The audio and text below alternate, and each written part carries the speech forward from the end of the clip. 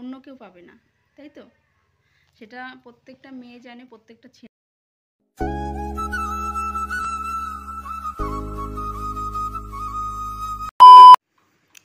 Good morning সবাই, কেমন আছো? আশা করি ভালো আছো, আমিও ভালো আছি। তো সঙ্গীতা ব্লগে আরও একবার সবাইকে জানাই ওয়েলকাম। তো এখন ঘুম থেকে উঠে পড়েছি, এখন বাজে 5:17। উঠে পড়েছি, এইদিকে দুষ্টু যে ঘুমাচ্ছে। তো চলো, ঘুম থেকে উঠে পড়লাম। তো এখন সকাল সকাল যেহেতু তাড়াতাড়ি করে আজকে উঠে পড়েছি, বাইরে ওয়েদারটা খুবই সুন্দর লাগছে দেখো। আর বাইরে গেলে তো তোমাদের সঙ্গে শেয়ার করবো যে বাইরের ওয়েদারটা কতটা সুন্দর। তো এখন উঠে ফ্রেশ ট্রেশ হয়ে নিই, 5 মিনিট করে নিই, যাই। তারপরে গাছের ফুল মানে পুজো দেওয়ার ফুলগুলো তুলে নেব। ফুলগুলো তুলে তারপরে ঘর উঠোন ঝাড় দিয়ে নেবো। আর থালা বাসন সেরকম নেই কিছু দেওয়ার। তো চলো দেখতে থাকো, আশা করি তোমাদের ভালো লাগবে। তো দেখো সকালবেলা ওয়েদারটা কত সুন্দর লাগছে।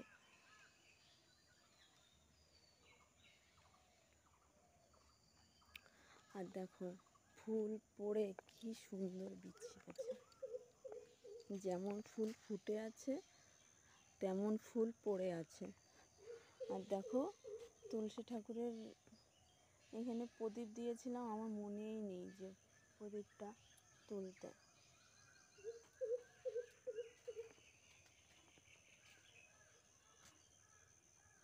আচ্ছা, কাদের কাদের বাড়িতে এরকম ফুল আছে আর এরকম নিচে পড়ে আছে অবশ্যই কমেন্টে জানিও তো। আমার তো বেশ ভালোই লাগছে দেখে। অবশ্য সকালবেলার দিকে ঘুম থেকে ওঠা হয় না, তো এই দৃশ্যগুলো দেখাও হয় না।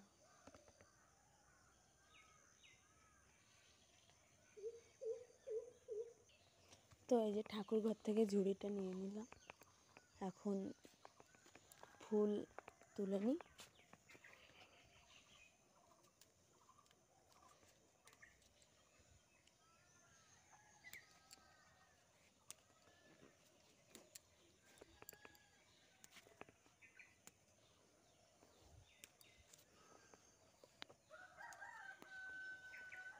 ফুল তুলতে কার না বা ভালো লাগে বলো? সকালবেলা ঘুম থেকে উঠে এরকম আগে কত ফুল তুলতে যেতাম জানো তো সকালবেলা।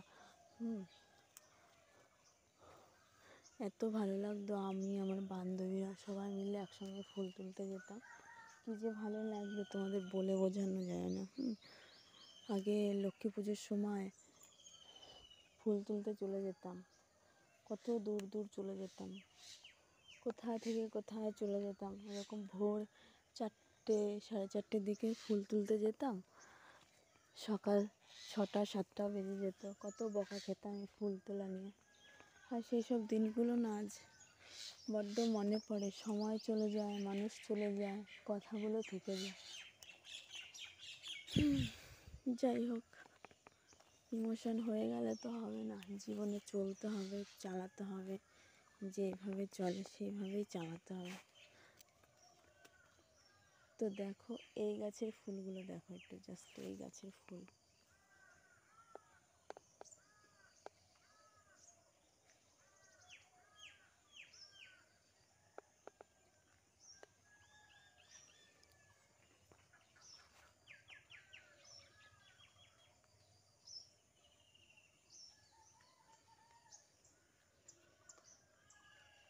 ওই গাছের ফুল আগে দিদা পরে তুলবে, আমি আর তুলছি না এখন।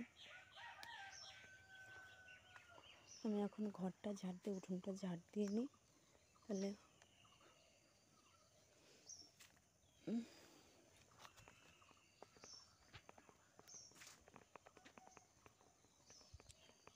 আর এই গাছ থেকে কয়টা ফুল তুলি।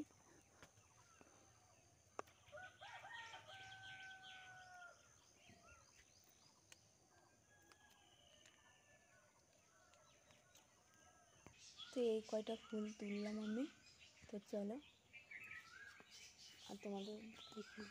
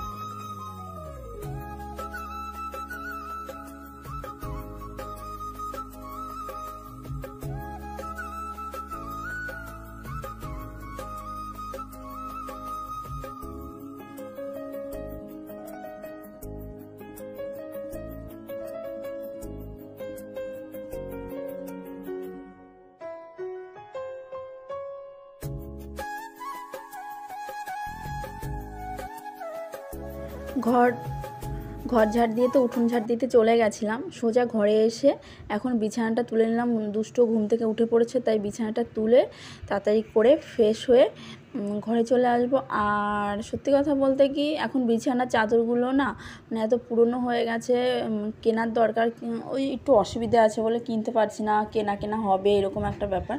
তা কিনতে গেলে মানে আর এইখানে না আমাদের এই মুড়িঘাটায় বেশ ভালো মানে ভালো জিনিস পাওয়া যায় না, গেলে পরে বনগাঁ থেকে কিনতে হবে। আর দেখো বালিশের কভারগুলো কেমন ছিঁড়ে আছে, আমি না কিনতেই পারছি না। এইখান থেকে বললাম না, এখানে সেই দামগুলো বেশ বড়, বেশি নেয়। কাজবাজ করেছি, করে টোরে এই আসলাম ঘরে। আর এখন ছোলা নিয়ে বসেছি, দেখো এই যে ছোলা, এই ছোলা খাবো এখন। ছোলা আছে, আমন বাদাম আছে, কয়েকটা কিশমিশ ছিল তাই ভিজিয়ে দিয়েছি, আর কিশমিশ নেই, শেষ হয়ে গেছে, আজকে খেলেই শেষ হয়ে যাবে। তো এখন এটা খেয়ে নিই। এই যে আমন বাদাম দুটো তিনটে ছিল, মানে এক্সট্রা অন্য ব্যাগে, তো সেইগুলো ভিজিয়েছি। আর এখন করব এগুলো খাবো, খেয়ে দিয়ে কী করি না করি সবটাই তো শেয়ার করব। তোমাদের সঙ্গে কিছু কথা বলার আছে, পুরো ভিডিওটা তোমরা দেখো স্কিপ না করে, তো পাশে থাকো, সাথে থাকো। তো ছোলা খেয়ে নিই।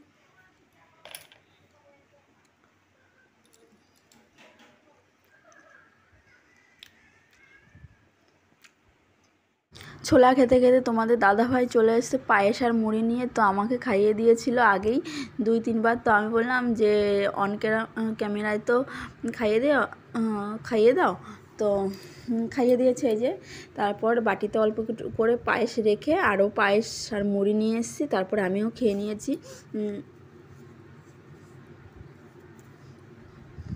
আর কি বলো তো, এই সকালবেলা এই পায়েসটা না এত টেস্ট হয়েছিল, অনুষ্ঠান বাড়ির পায়েস, বেশ ভালোই লেগেছে।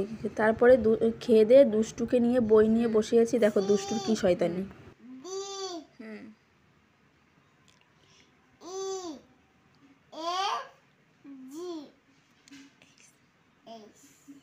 তারপরে এইটা পড়ো, এইটা পড়ো, এইটা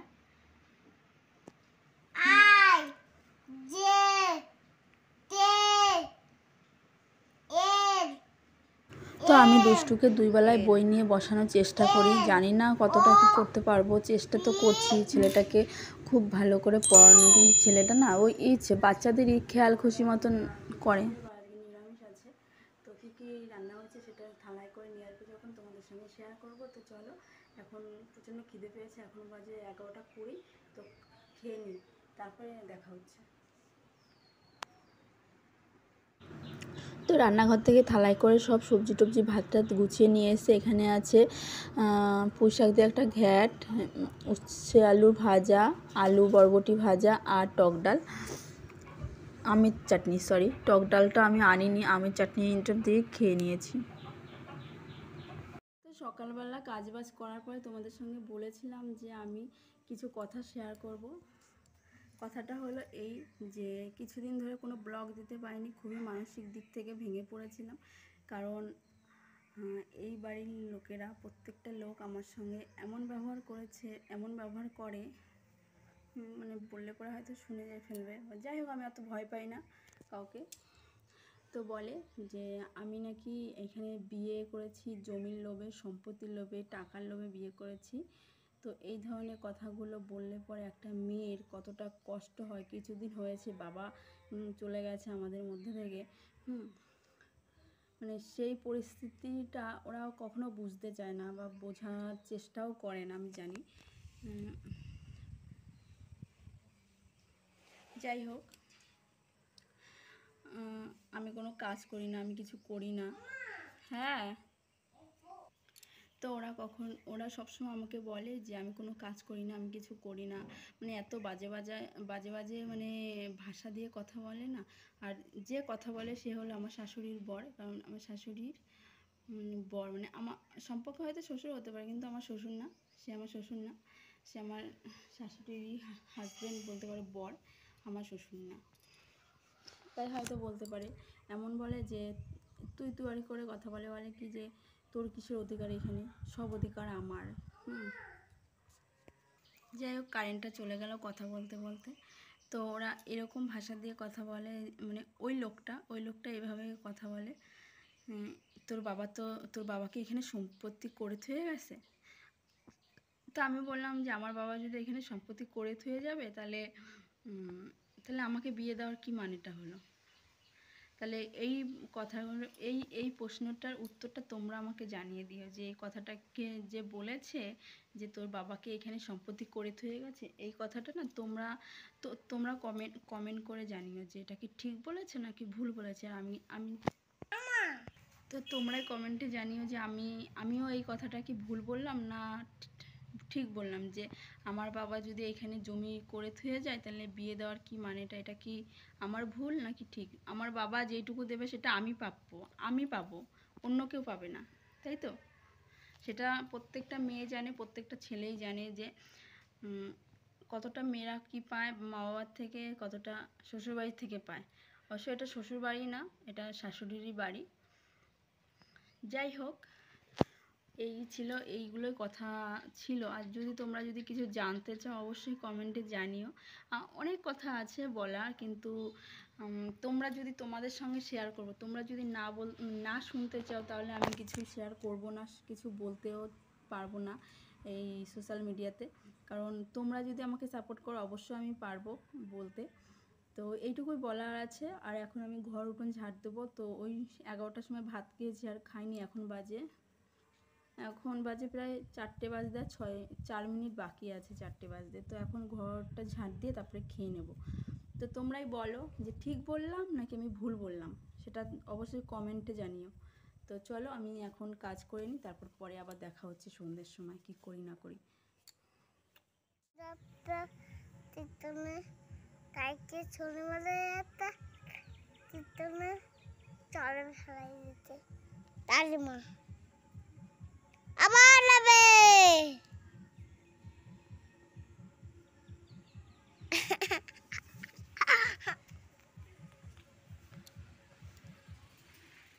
তো সন্ধ্যের সময় আবার দুষ্টুকে নিয়ে বই নিয়ে বসিয়েছি, আর এইভাবে আমার সারা দিন ওকে নিয়ে কাটে। ও শুধু আমার সঙ্গেও থাকে না, ওর ঠাম্মার সঙ্গেও থাকে, আমার সঙ্গেও থাকে, ও সবার কাছেই বই পড়ে। তো এইভাবেই আমার সারাদিন কাটে কাজবাজ করার পরে। যে যা বলুক, তাতে আমার কিছু আসে যায় না। তো ভিডিওটা এখানেই শেষ করছি। যদি ভালো লাগে তাহলে একটা লাইক, কমেন্ট, শেয়ার, সাবস্ক্রাইবার করে দিও। তো নেক্সট ব্লগে আবার আসবো, ততক্ষণ তোমরা ভালো থেকো, সুস্থ থেকো, টাটা।